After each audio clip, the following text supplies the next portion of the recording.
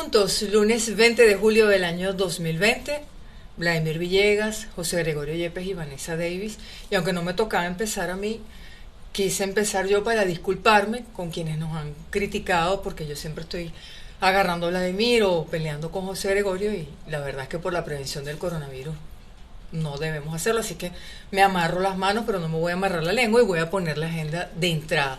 En primer lugar, eso es trampa. No. Está haciendo trampa. No. Pedir la disculpa, tú sabes, para poner la agenda. No, las acusaciones de bioterrorismo, que creo que debemos trabajarlo, y quisiera hablar también sobre esta ola de predadores que tenemos con el asesinato de nuestra fauna silvestre.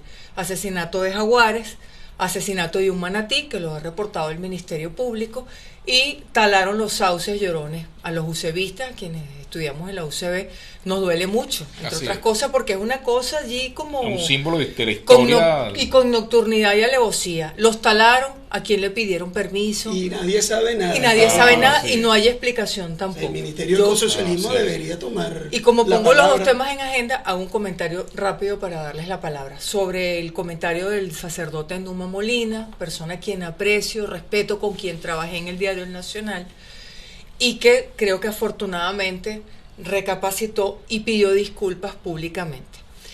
¿A qué me refiero con el ambiente represivo y ese ambiente de comisarios políticos que me parece tan peligroso para nosotros como sociedad de todos los signos? Porque pareciera que cuando se habla del comisario político es solo de izquierda, ¿no? Es una suerte de ambiente que tenemos, de comisariato político y de persecución a quien piensa, a quien diga. El padre Numa Molina, creo que el comentario fue bastante infeliz, en mi opinión, muy personal, pero recapacitó ahora inmediatamente la ola contra él por su posición política, que tiene derecho de tenerla, como otros sacerdotes tienen otra. Lo que no debería influir en eso es su trato a los feligreses, en todo caso, porque es pastor de todas las personas con todas las tendencias. Pero ¿a qué me refiero con lo del ambiente de persecución? Que hay que votarlo de la iglesia, que hay que castigarlo. ¿Por qué? A eso me refiero con lo del comisario político. Tus tres comentarios creo que son muy pertinentes, ¿no? Ahora, con respecto al primer tema, el tema de esta tala de este árbol, de los sauces, de los sauces que son un símbolo de nuestra vida universitaria, ¿verdad? Bueno, cualquier día de esto talan el árbol de las tres raíces. Y seguramente dice que es una conspiración. Es decir, espérate, yo creo que está talado ya. Yo también creo que fue talado hace mucho tiempo desde el punto de vista de lo que fueron los principios que allí se defendieron y luego lo que pasó en el país. Pero lo digo como una ironía precisamente frente a lo que estamos, porque hay una tala de principios, hay una tala de valores, hay una tala de derechos. Sí. Es decir, y eso que pasó con los tres sauces, pues es precisamente lo que estamos viendo en Venezuela. Entonces, también hemos visto por el lado no solamente del padre Molina, sino desde los más altos niveles de gobierno, un trato absolutamente indignante. ¿A quién te refieres? Me refiero concretamente al presidente Nicolás Maduro. Así como hizo el padre Molina, el presidente Nicolás Maduro debería retractarse de lo que ha dicho con respecto a los venezolanos que están regresando por las trochas. Esos venezolanos que regresan por las trochas vienen huyendo de algo allá en Colombia y vienen huyendo de algo aquí en Venezuela. ¿De qué vienen huyendo? Del maltrato al cual han sido sometidos allá, ¿verdad?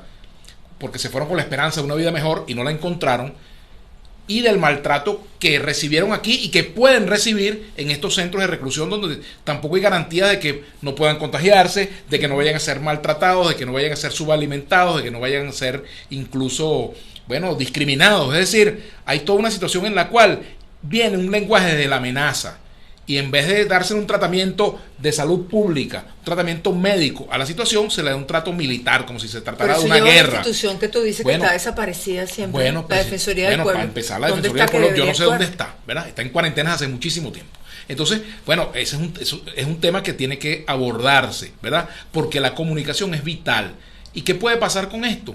Bueno, lo que estamos viendo ya, que si llevan a unas personas con coronavirus a un hotel en San Bernardino, entonces salen los vecinos a protestar y entonces quieren que se los lleven lo más lejos posible. Y ahí estamos viendo que tenemos un problema muy grave en nuestra sociedad. Hay que abordar. Ahí entonces el tema no es bioterrorismo, sino es un terror generalizado que se ha instalado, además por parte también de un discurso de intolerancia. Porque allí vemos también como gente en las redes sociales, la semana pasada lo veíamos, como gente le termina deseando, o sea, que se lo lleve el coronavirus, que ahora sí es verdad, que ahora menos mal recemos porque el coronavirus pueda ser eficiente. Sí. Y eso es parte de ese discurso y de esas no ganas de entenderse. Y vuelvo a mi tema político, el que a ti tanto no te gusta. Y voy al tema de la relación del liderazgo político de este país, que no quiere entenderse. Y rescato las palabras de Baltasar Porras, que llegó y dijo: a Guaidó y a Maduro, aquí hay que entenderse con el que hay que entenderse, que es el que tiene enfrente, no con quien tú quieres. Y por eso es necesario, para el manejo de esta pandemia, para el manejo sensato y eficiente de lo que tenga que ser la respuesta de nosotros como sociedad, no solamente del Estado, sino de como sociedad ante el coronavirus, tenemos que tratar de generar un espacio de encuentro para poder tomar las medidas. ¿De quién depende ese espacio de encuentro? De todos. Y la vanguardia de ese espacio, y la vanguardia de eso lo debería tener el gobierno y lo debería hacer el Estado, que aquí a veces no sabemos. Bueno, si aquí hay dos líderes que se reclaman como presidente, Vanessa, los dos tienen la misma responsabilidad. Si Guaidó dice que él es el presidente interino, tiene la misma responsabilidad que Nicolás Maduro. O sea, no puede ser uno más y otro menos. Yo creo que aquí hay un tema de responsabilidad política de ambos. Claro, el gobierno concreto, palpable que tenemos en Venezuela es el que encabeza Nicolás Maduro, eso no hay ninguna discusión. Pero quien pretenda hacer alternativa política no puede recostarse en la responsabilidad del otro, tiene que asumir la propia también. Pero yo, a ver, ¿por qué lo digo? Porque siempre terminamos hablando de las elecciones parlamentarias. No hemos hablado de la palabra elecciones, ha salido de tu boca. No, fuiste tú. Porque todo el tiempo. Eso está. No, hoy no vamos a hablar de elecciones. Yo no quiero hablar de elecciones hoy. ¿Tú quieres hablar de elecciones? Aleluya. Habla tú de las elecciones. Aleluya. No, yo no voy a hablar de las elecciones. Y por eso dije que ponía unos temas en agenda. Yo no hablo de las elecciones, pero tú vas a votar. Por eso dije que ponía unos temas en agenda. Y un tema en agenda que me preocupa mucho es ese espíritu depredador que parece que se ha desatado. Bueno, estoy de acuerdo contigo en eso. El tema del comisariato político. El comisariato político es de derecha, es de izquierda, de centro. Es la misma actitud. Pero para mí es la expresión de lo mismo. Landry, voy a controlar las manos para no tocarlos por la COVID-19. Es que estamos, tú sabes, tú y yo somos muy resistentes. Ay, por favor. Sinceramente. No, ¿a qué me refiero? Al espíritu represivo. Porque, igual que Provea dice que tenemos un gobierno en ejercicio represivo que genera censura y autocensura, también tenemos, que creo que eso está permeando hacia nuestra sociedad, la persecución entre nosotros mismos. Y por eso ponía el ejemplo del padre Numa Molina y de quienes dicen hay que votarlo de la iglesia. Bueno, por eso hablaba de la tolerancia, Vanessa. Pero ahí voy también a la parte ambiental, que parece que a nadie le importa. No, es que no son solo los árboles. Es que justamente es eso, es el tema de la polarización. Entonces, desde el chavismo, hay muy poca gente que llega y se queja por el tema de los sauces llorones. ¿Por qué? Porque dicen, bueno, es que yo no le puedo dar herramientas al enemigo, porque hay que tapar la cosa. Y desde el otro lado, desde la oposición, no voy a hablar del tema de sauces llorones ni ecológico. Claro, porque pero también se dice nunca, porque eres de la Universidad del Sur. No, bueno, a mí me duele el lago de Maracaibo y me duele el río Tocuyo. Me explico, porque soy de Barquisimeto. Entonces, a lo que me refiero es que es el temor que tienen cada uno de los sectores políticos de criticar a los suyos, porque es darle herramientas al enemigo. No, el tema tiene que estar allí y tú tienes que salir a cuestionar lo que esté malo. Y ojalá el fiscal salga también, como ha salido en los casos de los jaguares y del manatí, que salga también a hacer algo con respecto a este caso y que se tomen medidas y se determine quién dio la orden. Sí. ¿Quién la autorizó? ¿Quién? El Ministerio de Ecosocialismo tendría que decir. Pero y la Fiscalía, porque hay una Fiscalía de Ambiente. Claro, o es ese el ecosocialismo. Pero también ese es un tema. Pero también está el tema, por ejemplo, que se parece. Esto se parece. Lo que pasa con los sauces llorones se parece al arco minero. ¿En qué se parece? Al poco respeto que hay por el medio ambiente y por los derechos ambientales que están plasmados en la Carta Magna. Ese es el problema central que hay allí. Es la misma actitud. Depredadora. Es una actitud exactamente depredadora. Ahora, fíjate, también hay otros puntos que tienen que ver con todo esto.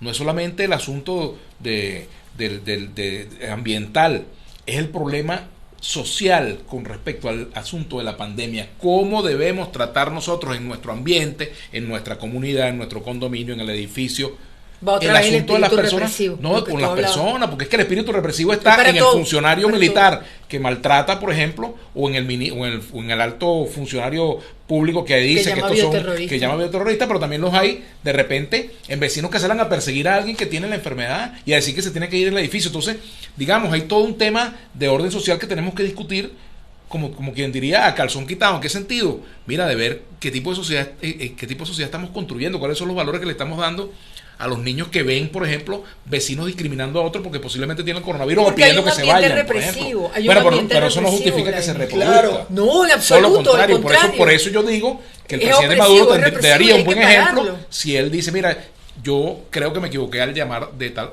o cual manera a estas personas, retiro ese comentario y creo que debemos abordarlo de otra perspectiva. Es lo que debería ser. Menos militar, más desde el punto de vista de la salud pública. Científico, ciencia, claro, salud. Para eso tiene que ver. Ahora entonces, ¿y qué dice frente a eso el ministro de Salud? ¿Estará de acuerdo con lo que dice el presidente Maduro? No sé, es como el Ministerio de Socialismo. ¿Dónde está? ¿Tiene que estarlo? No debería. Bueno, a lo mejor no lo está, pero no lo dice. Bueno, si no está, debería decirlo y que lo voten.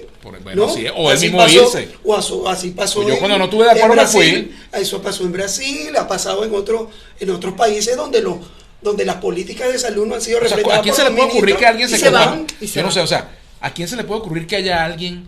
Bueno, a lo mejor lo habrá, una excepción, pero puede ser un sentido, pensar, digamos, que hay venezolanos que se contagian en Colombia con la idea de venir aquí a enfermar al resto de la gente, a su familia. Bueno, ese es el mensaje que se transmite desde el poder. Imagínate, mira la gravedad. Insisto en la necesidad que tenemos de generar esos espacios de encuentro, esos espacios de negociación. Pero ¿quién los convoca y necesariamente hay que hacerlo. Bueno, ahí está la iglesia, que debería tomar lo está haciendo, claro, Porra, de alguna forma el mensaje ese de hay que entenderse con quien sea, con quien sea. No, con quien sea, con el que tienes enfrente. Claro. Porque no es con quien sea, es con el que tienes enfrente y con el que tienes que debatir. Ahora, pero también hay un punto que yo quiero decirlo, porque fíjate, no podemos, así como cuestionamos que el presidente Maduro hable en esos términos, también hay que decir que yo, por lo menos en lo particular, no acompaño que alguien, representante del mundo cultural, del mundo académico, personas que son voceros públicos, eso que llaman influencers,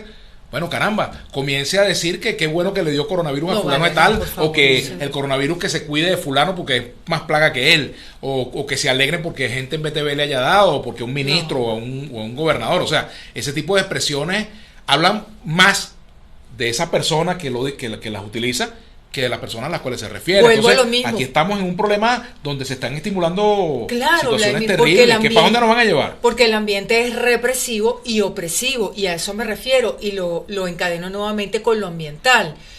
Es que parece que a nadie le importa, porque lo importante es... ¿Pero por qué tú dices que a nadie le importa, Vanessa? Si hemos dicho que nos importa. No, lo estoy diciendo por ustedes, al que debe tomar decisiones y al que debe dar el ejemplo. Me refiero a eso, a la voz pública. La cabeza de un país, yo me refiero incluso en la misma lucha institucional en la cual nos encontramos, la misma pelea institucional de unos que no reconocen a otros. Las cabezas de un país son las guías de un país. Si esas cabezas no se comprometen con unas banderas de democracia, de amplitud, de respeto de los derechos, obviamente que hacia abajo lo que va a permear es la misma visión autoritaria que se traduce en yo mato al jaguar porque me da la gana, aunque sea una especie en peligro de extinción, señores. Los que están matando jaguares y matando manatíes se exponen, que es lo que debería suceder, a que los encarcelen porque son especies vedadas, veda permanente, protegidos por leyes de antes, leyes de la llamada Cuarta República, que siguen vigentes. Cuando me refiero al ambiente opresivo y represivo, me refiero a eso. ¿Qué es lo que permea? Yo hago lo que me da la gana, yo digo lo que me da la gana, porque aquí no hay ley, porque aquí entonces no más bien tendríamos que hablar no de un ambiente opresivo, sino un problema de disolución institucional, de falta de instituciones que funcionen, porque lo que hay es más bien también en ese caso, lo que hay en cierto caso también es un libertinaje en el sentido de que, bueno, mira, yo hago esto y no trae consecuencias porque hay impunidad. Entonces ahí entramos en el tema de la impunidad como problema grave que tenemos en nuestra sociedad y en el problema de la disolución institucional, ¿verdad? Instituciones que no cumplen con su rol, una fiscalía ambiental que no trabaja, una defensoría que no defiende, ¿verdad? Tribunales que no actúan, ministerios que no policías que están también corrompidas. O sea, es decir, tenemos un cuadro, caramba. Por eso creo entonces que allí entra el juego de la sociedad civil y de organizaciones como Provea, Espacio Público, Elías Santana con el tema de mi condominio, que están exigiéndole a la clase política que, bueno, que tome un discurso que sea necesariamente de acercamiento, porque es que la pandemia requiere que esos espacios se consigan y se construyan, Vanessa. Y cuando me preguntan quién es el que los tiene que llamar, los tenemos que llamar todos. Porque, ¿qué pasa? O sea, Maduro llama, bueno, vamos a sentarnos a conversar. Yo no me siento con ese tipo. Y si desde la oposición, Guaidó o el otro dice, vamos a conversar, bueno, no, yo me siento porque yo tengo el poder. No, es una necesidad y hay que las organizaciones de la sociedad tienen que forzar eso, y creo que el papel de Baltasar Porras ha sido muy bueno apuntando en ese sentido. Me parece injusto que Nimer Evans esté preso, por ejemplo. Claro. ¿Qué hicieron? El colmo de la sinvergüenzura. Como había un escándalo por la detención de Nimer Evans, lo presentan en tribunales y ya. Así como quédense callados que ya lo presentamos ante tribunales. No, es que no debe estar encarcelado. No. Y así como él, pues. Como sociedad yo lo reclamo, y como periodista lo reclamo. Hay mucha gente allí que está injustamente presa. Eso lo hemos dicho. Bueno, muchos. Pongamos caso, por ejemplo, Rubén González, un dirigente sindical preso en una cárcel militar. Insólito, en un gobierno que dice ser obrerista. Bien. ¿Qué le podemos decir con respecto a todo esto? Que son 3 puntos de vista sobre distintas materias de interés nacional, y a ustedes les corresponde colocar el acento y las opiniones sobre los puntos restantes. Por eso somos con 3 puntos más los que ustedes aportan. Nos vemos el miércoles. Que así sea.